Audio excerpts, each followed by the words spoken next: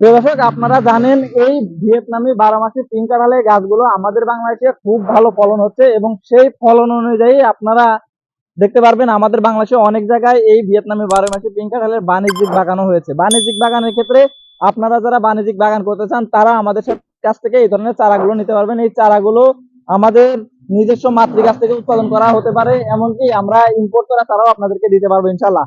এই ধরনের চারার বৈশিষ্ট্য হচ্ছে, প্রিয় দর্শক, অনেক জায়গা থেকে অনেকে চারা কিনে প্রতারিত হন।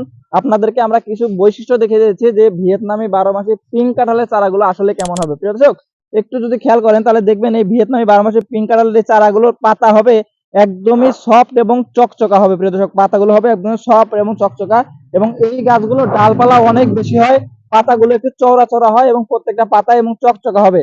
যদি আপনি কোনো জায়গা থেকে এই ভিয়েতনামি 12 মাসি পিঙ্ক কাঁঠালের চারা নেন, সেই চারাগুলো অবশ্যই আপনার প্রত্যেকটা পাতার বৈশিষ্ট্য হবে এরকম অনেক পরিষ্কার এবং পাতাগুলো হবে নরম এবং সফট কোয়ালিটির। কিন্তু অন্যান্য জাতের যে কাঁঠালগুলো আছে, আমাদের দেশি কাঁঠাল, ভিয়েতনামি লাল কাঁঠাল এবং ভিয়েতনামি 12 মাসি কাঁঠাল, এই কাঁঠালের চারাগুলোর পাতা আপনার এই ভিয়েতনামি পিঙ্ক কাঁঠালের পাতার সাথে মিলবে না।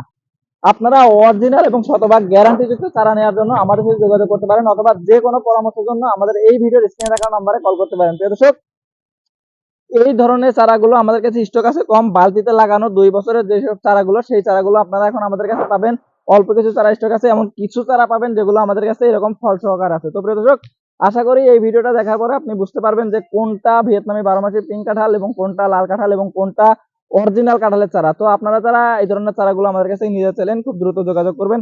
আশা করি এই ভিডিও থেকে উপকৃত হবেন। যদি উপকৃত হয়ে থাকেন, আমাদের অবশ্যই ভিডিওটা লাইক দিবেন এবং আমাদের পাশে থাকার জন্য চ্যানেলটিকে সাবস্ক্রাইব করে বেল আইকনটি ক্লিক করে দিবেন। ধন্যবাদ সবাইকে। আসসালামু আলাইকুম রহমতুল্লাহ।